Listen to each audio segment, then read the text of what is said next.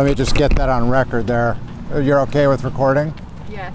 As long as it's not used for commercial purposes. No, it's not. It's not. And I don't edit it up to make people look silly. Alright, cool. All right. And what's your name? My name is Kyan. Whoa. You're going to have to spell that for me. K-A-I-A-N. K-A-I-A-M. Yeah.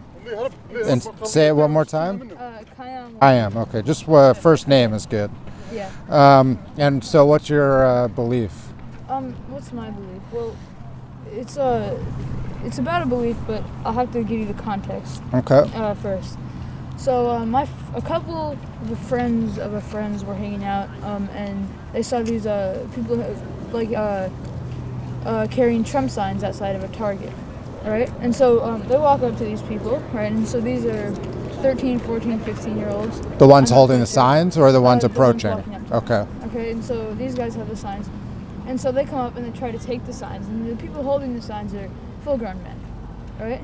And so the people, I think there are two of them holding the signs, just go ape shit. Or, sorry, ape stuff, sorry. Right? And they, and so they push one of the people into traffic, and she was fine. They like attacked the other one. Okay, so they tweeted, or not tweeted, they posted on their Instagram story about it. These are your friends now who are doing the tweeting? I don't actually know them. Oh, okay. Well, I do know them. They aren't my friends. Okay, all right. I know them. And so they made like an Instagram post about it, about how they got attacked, right? And then they posted it, and it went kind of viral-ish within like our school, right? Like it didn't go actually viral, but within the school system, Right. everyone saw it, right? And so then my friend, who I won't name because Yes. Yeah. privacy, so this is where I kind of start to get involved. He DMs this other guy and he says, well, I think that like it's really, really uncool that these guys like, you know, attacked you and all this stuff, but don't you think it's not really fair to put all the blame on them? You went up and you stole their sign. They have the First Amendment right to be doing that, right? And so they ignore him. But then a couple days later, one of his acquaintances, my friend's acquaintances, this high schooler now, messages him and basically calls him like a Nazi and like a racist and all these like and all this stuff with pretty much no foundation for it. And then like my friends gets canceled within our school within that, and this whole thing blows over pretty fast because that's just how drama is, right? But what really got me thinking about that until recently like was white saviors, or like, you know, You said white saviors? not exactly white savior, kind of white saviors, but just like 13, 14, 15 rich suburban white people who think that by making their profile picture like a black power fist, they're making a difference. Okay. Right? And so that's not to say that making a black power fist your profile picture is inherently wrong, right? It's not fair to that's a whole different topic, but the Black Lives Matter movement is a good movement in and of itself. But it just got me like thinking about the people who don't really do anything to support the movement at all, right? They don't go to marches, or maybe they do go to marches, but they're the ones who are rioting and saying that it's, you know, and because it's the cool thing to do, right? And these are the people who like post like petitions on their stories, but let's be real, when did a petition ever really do anything, right? And they act so above everyone else because they think they're making a difference and they think that they're being cool, but in reality, if it were the cool thing to do was to join the KKK, they'd be right on that, right? And these are the same people who are tweeting like about Israel. May I interrupt for a second? Mm-hmm. So you were counting these like woven together stories, and do you have you as a result of all this stuff, have you come to a belief? A belief? About like as a result of this? My belief is Like you kind of you know, seem like you were maybe focusing on one when you mentioned white savior as a phenomenon. Yeah, I think like to cut out like everything else that I was saying, like really my belief is that like if you're going to support a movement, you need to actually support it. Like if you're going to pretend to be, or if you're going to say that you're helping, if you're going to say that you're not part of the problem, you need to actively be trying to do that. What right? What do you think the like sort of the threshold is to be considered actively part of a movement? Like you say that like posting the black square or black power fist is not sufficient. No. And then maybe going like signing a petition is not sufficient, and maybe going to protests and riots is not sufficient. At what point do you think it's? I mean, I think where it really becomes like, I'm not, sufficient is when you do all this stuff and then you don't act like you're better than other people because you did it, right? Like when you go out and you sign the petitions, you have the Black Power Fist as your profile picture, this is just for example, right? You go to protests, and then you don't say, oh, I can't be racist, I went to the protest. Oh, I can't be racist, I signed this petition, right?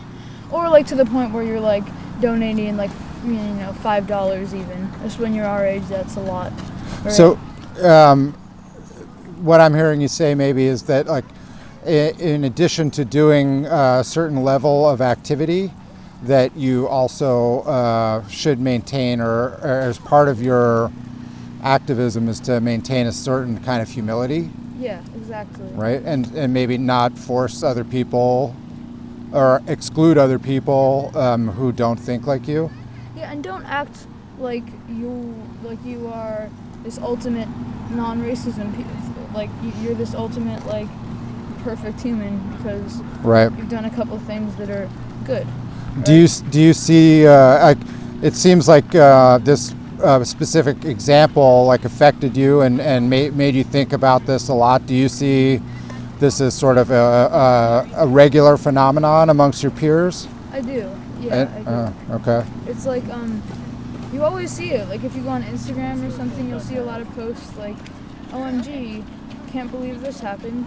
Hashtag Black Lives Matter." Right. And then in the post, if someone like comments on it, like, "Oh yes, this is cool, but like, are you doing something?" They'll reply with, "How dare you, you racist." Right. And this isn't for everybody, obviously. This is a very niche like group of people, but there are a lot of them. Especially, I can name like 5 of those people off the top of my head, and if I thought about it, I could probably name more. And it's just the knee-jerk reactions that they have, right? Like I'm Jewish. My family, a lot of my family is Israeli, and like it's a knee-jerk reaction, like, oh, the Israel is bad, for example. Like just like they see that, they hear it, they don't really think about it, they don't really do any research. They say that, and then if you disagree with them, they say, "How dare you? You're racist. You're Islamophobic," etc. Right? And just that kind of thing, in my opinion, my belief is that that's really toxic, and that really kills off movements, and that really pushes people to the other side of the spectrum, right? Right, and you think, and I'm inferring this because you said that if it wasn't sort of these social justice issues that were popular, and say it was more like the KKK that was popular, that they would be doing that instead. Absolutely, yeah. And so maybe you see what they're doing as somewhat disingenuous, and like they're not, they are doing it for popularity perhaps, or something of that nature. Popularity, or like moral high ground, or like, just like the feeling of superiority that just comes with like those kind of things. Yeah. Just like that perceived feeling that, oh, I'm better than you because I signed this petition. And like that's a natural human emotion. That's not something you can control, right? But it's just people who always talk about it and always act like they're better than you. Right. Because they're posting these things when, like you said, like I said earlier, it's like you're really only doing that because it's the popular thing. You don't deeply believe in social justice. Right. You don't deeply believe in all of this stuff. You're doing this because it's at surface level. It's a trendy thing to do, and it's like cool right now, and you want to be popular. Right. Do you feel like you have there's also a group amongst your peers who recognizes this like in the way that you do, and is like maybe being a counter activist against this kind of behavior? Not exactly. I don't think that like counter activism against it necessarily is the right thing. Right. There's this kid who's like, the CNN did an article about her that went to my school. She organized like all these climate rallies and climate strikes, right? and she was always so quiet about it, right? I actually didn't. She's just such a quiet person. She didn't talk about it. She didn't brag about it. She didn't make me feel bad about it. I think she's like there's a couple articles about her. Like that's a true activist right there. Like somebody who you can learn from. But then it's people who are like, oh, you're not skipping school on Friday to go to the climate march. How dare you? You think our Earth should die? Right. Right. It's just the outrage is something that doesn't affect you that annoys me. So you see that, like in that particular case, that humility of not bragging about it or making a big deal about it, even though she went on CNN, like it gives her credibility. Yeah, I think so. And Yeah. even if she had bragged about it, she had put in substantial enough effort that I would still be like, okay. And obviously, I'm not a scholar, and I don't really do much for any of the movements, right? I've gone to a couple protests. I skipped school on Friday one time, but I can't be talking about it. Like, I'm not saying that I have the moral high ground over those people, but it's when people who do the same thing is put in the same amount of effort as me, like making an Instagram post really isn't that hard. You know, it's when they act like they have the moral high ground over you. Right. And when in reality, when you don't recognize your racism, and as a white person, you are probably more racist than the people who do, even if you're tweeting out these petitions. I didn't quite follow that. You say when you don't recognize your racism as a white person, you are more racist than the people who tweet? Well, yeah, kind of. It's like when you believe that you are perfectly anti-racist, or perfectly you don't have any racist thoughts in your head. You are the perfect epitome of a non-racist person. When you're a white person and a white teenager at that, right, you're wrong, for one thing. And for another thing, you're probably more racist than somebody who can admit that they are. So there's this great interview with this civil rights leader, I forgot which one it was, who said something along the lines of, I'd rather have a conversation with a KKK member than some 60-year-old woman who refused to believe that she was racist, right? And I don't know, it's just a belief, I suppose. There's not really a point to this. Yeah.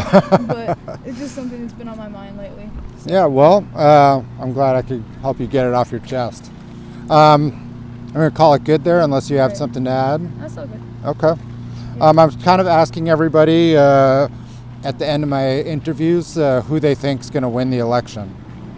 Not necessarily who you want to win, but who do you think will win? I pray to God that Trump doesn't win. That Trump loses? Yeah. Yeah. I'm not a massive Biden fan. I'm 14. Right, so- but again, not necessarily who you like, but who you think, based on what you've seen and what you hear. Do you have a sense? I think Biden. I really hope